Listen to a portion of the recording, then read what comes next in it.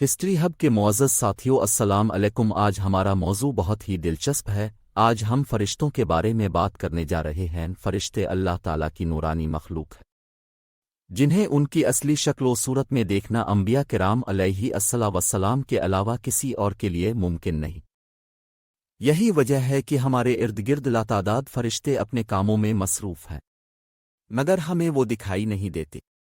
اگر وہ انسانی شکل اختیار کر کے ہمارے سامنے آئے تو پھر انہیں دیکھنا ممکن ہے۔ انسان کی نسبت فرشتے عظیم مخلوق ہیں، اور ان میں بھی چھوٹے ہیں اور بعض بڑے ہیں۔ فرشتوں میں بعض کے 2 پر ہیں اور بعض کے 600 پر ہیں۔ قرآن کریم میں ارشاد پاک ہے کہ اللہ تعالیٰ ہی کے لیے تمام تعریفیں ہیں، جو آسمان اور زمین کا پیدا کرنے والا ہے، اور 2 3 4 پروں والے فرشتوں کو اپنا قاصد بنانے والا ہے۔ بعض روایات کے مطابق جبرائیل امین علیہ السلام کے 600 پر دیکھے گئے ہیں، اور ہر پر نے آسمان کو گھیر رکھا تھا۔ ان کے پروں سے مختلف رنگ اور قیمتی موتی بکھر رہے تھے۔ وہ فرشتے جنہوں نے عرش اٹھا رکھا ہے، ان کے قد و قامت کے بارے میں سیدنا انس رضی اللہ عنہ سے مروی ہے کہ حضور نبی کریم صلی اللہ علیہ وآلہ وسلم نے ارشاد فرمایا، عرش کو اٹھانے والے فرشتوں میں سے ایک فرشتے کے بارے میں مجھے یہ بتانے کی اجازت دی گئی ہے، جس کے پاؤں سب سے نچلی 7ویں زمین میں ہے اور اس کے کندھوں پر عرش ہے۔ اس کے دونوں کانوں اور کندھوں کے درمیان اتنی دوری ہے کہ اسے طے کرنے کے لیے پرندے کو 700 سال کی پرواز چاہیے۔ وہ فرشتہ کہتا ہے، یا اللہ تو پاک ہے جہاں بھی ہے اور جہاں بھی ہو۔ اللہ تعالیٰ نے فرشتوں میں شادی بیاہ کی حاجت نہیں رکھی، اس طرح انہیں کھانے پینے سے بھی بے نیاز کر دیا ہے۔ اس کی وضاحت قرآن مجید میں مذکور سیدنا ابراہیم علیہ السلام کے اس واقعے سے ہوتی ہے، جس میں ہے کہ ابراہیم علیہ السلام کے پاس فرشتے آئے تو آپ علیہ السلام ان کے لیے فوراً گوشت لے کر آئے، مگر انہوں نے اسے تناول نہیں کیا۔ اللہ تعالیٰ نے فرشتوں کو بیماری، سستی، کاہلی، دکھ، تکلیف، تھکاوٹ اور اکتاہٹ وغیرہ سے محفوظ رکھا ہے۔ وہ دن رات فقط اللہ کی اطاعت میں اپنے کاموں میں مصروف رہتے ہیں۔ قرآن مجید میں بیان ہوا کہ آسمانوں اور زمین میں جو کچھ ہے اسی اللہ کا ہے، اور جتنے اس کے پاس فرشتے ہیں وہ اس کی عبادت سے نہ سرکشی کرتے ہیں اور نہ تھکتے ہیں۔ وہ دن رات اللہ کی تسبیح بیان کرتے ہیں اور ذرا سی بھی سستی نہیں کرتے۔ فرشتے تقریباً عام طور پر آسمانوں میں رہتے ہیں، جو صرف اللہ کے حکم سے مختلف کاموں کے لیے زمین پر اترتے ہیں اور پھر واپس آسمان پر چلے جاتے ہیں۔ قرآن مجید میں ایک اور مقام پر خود فرشتوں کی یہ بات مذکور ہے، ہم تیرے رب کے حکم کے بغیر نہیں اترتے۔ فرشتوں کی تعداد کتنی ہے اس کے بارے میں کوئی تفصیل نہیں ملتی، کیونکہ اللہ تعالیٰ کا فرمان ہے، تیرے رب کے لشکروں کو اس کے سوا اور کوئی نہیں جانتا۔ بعض احادیث سے معلوم ہوتا ہے کہ فرشتوں کی تعداد بہت زیادہ ہے، بلکہ اندازہ ہوتا ہے کہ انسانوں اور جنوں سے بھی ان کی تعداد زیادہ ہے۔ سیدنا ابوذر رضی اللہ عنہ سے مروی ہے کہ اللہ کے رسول صلی اللہ علیہ وآلہ وسلم نے فرمایا، آسمانوں میں کہیں 4 انگلیاں جگہ بھی ایسی نہیں جہاں کوئی نہ کوئی فرشتہ سجدہ ریز نہ ہو۔ سیدنا عبداللہ بن مسعود رضی اللہ عنہ سے مروی ہے کہ اللہ کے رسول صلی اللہ علیہ وآلہ وسلم نے فرمایا، قیامت کے روز جہنم کو اس حال میں لایا جائے گا کہ اس کی 70 لگامیں ہوں گی، اور ہر لگام کے ساتھ 70,000 فرشتے ہوں گے جو اسے کھینچ کر لا رہے ہوں گے۔ فرشتوں کی ایک اہم خاصیت یہ بھی ہے کہ وہ اللہ تعالیٰ کے حکم سے اپنی شکل و صورت کے علاوہ کوئی اور صورت بھی اختیار کر سکتے ہیں۔ یہ صورت کسی ایسے انسان کی بھی ہو سکتی ہے جسے دیکھنے والے پہچان لے۔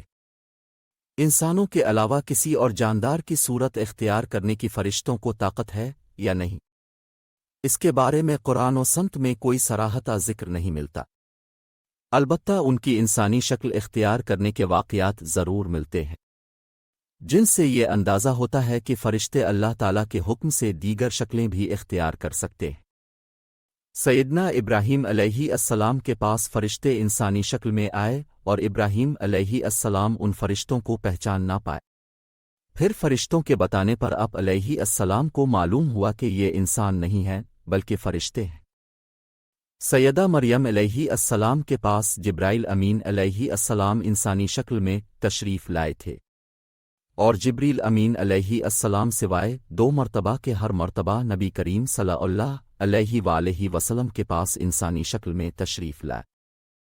اللہ تعالیٰ نے فرشتوں کو انسانوں اور جنوں سے کئی گنا زیادہ قوت و طاقت عطا کر رکھی ہے۔ حضور نبی صلی اللہ علیہ وآلہ وسلم نے جب طائف کے مقام پر وہاں کے لوگوں کو اسلام کی دعوت پیش کی تو اب صلی اللہ علیہ وآلہ وسلم پر وہاں کے لوگوں نے ظلم و جبر کی انتہا کر دی اور حضور نبی کریم کو لہو لہان کر دیا۔ تو اس مقام پر حضرت جبرائیل امین علیہ السلام تشریف لائے۔ انہوں نے آواز دی اور کہا کہ اللہ تعالیٰ حضور نبی کریم صلی اللہ علیہ وآلہ وسلم کے بارے میں آپ کی قوم کی باتیں سن چکا ہے، جو انہوں نے آپ کے خلاف اقدام کیا وہ بھی دیکھ چکا ہے۔ آپ کے پاس اللہ تعالیٰ نے پہاڑوں کا فرشتہ بھیجا ہے، آپ ان لوگوں کے بارے میں جو چاہیں اس فرشتے کو حکم دیں۔ اس کے بعد پہاڑوں کا فرشتہ مخاطب ہوا، اس نے حضور نبی کریم صلی اللہ علیہ وآلہ وسلم کو سلام کیا، پھر عرض کی اے اللہ کے رسول اب جو حکم دیں گے میں اس کی تعمیل کروں گا، اگر آپ چاہیں تو میں دونوں طرف کے پہاڑوں کو ان پر لا کر ملا دوں جن سے یہ ہلاک ہو جائیں گے۔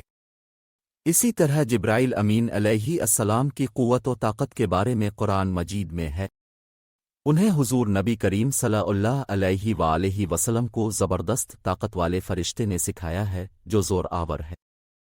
فرشتے اپنے ہر کام میں نظم و ضبط کی پابندی کرتے ہیں، جس میں کسی قسم کی کمی بیشی یا سستی اور کاہلی وغیرہ کا مظاہرہ نہیں کرتے۔ جن فرشتوں کی جب اور جہاں ڈیوٹی شروع ہوتی ہے وہ اس وقت وہاں پہنچ جاتے ہیں اور اسے احسن طریقے سے سر انجام دیتے ہیں۔ جس طرح انسانوں کی پیدائش اور موت کے مختلف مراحل ہوتے ہیں، فرشتوں کے لیے یہ مراحل نہیں ہیں، یعنی دنیا میں نئے انسان پیدا ہوتے ہیں اور پہلے موجود انسان فوت ہوتے رہتے ہیں، لیکن اس کے برعکس جب اللہ تعالیٰ نے فرشتوں کو پیدا کیا ہے تب سے وہ زندہ ہیں اور قیامت قائم ہونے تک جب تک اللہ پاک چاہیں گے تب تک اللہ تعالیٰ کی طرف سے انہیں جو ذمہ داریاں دی گئی ہیں انہیں احسن طریقے سے وہ پورا کرتے رہیں گے۔ لیکن جب قیامت آئے گی تو یہ فرشتے بھی موت سے دوچار ہوں گے، پھر ایک ایسا وقت آئے گا جب کائنات میں اللہ تعالیٰ کے علاوہ کوئی چیز زندہ نہ رہے گی۔ اسی صورتحال کو قرآن مجید میں اس طرح بیان کیا گیا ہے، زمین پر جو ہیں سب فنا ہونے والے ہیں، صرف تیرے رب کی ذات جو عظمت اور عزت والی ہے وہی باقی رہ جائے گی۔ اسی طرح ایک اور مقام پر ارشاد ہوا ہے کہ ہر نفس کو موت کا ذائقہ چکھنا ہے۔ اللہ تعالی ہم سب کی حفاظت فرمائے، آمین۔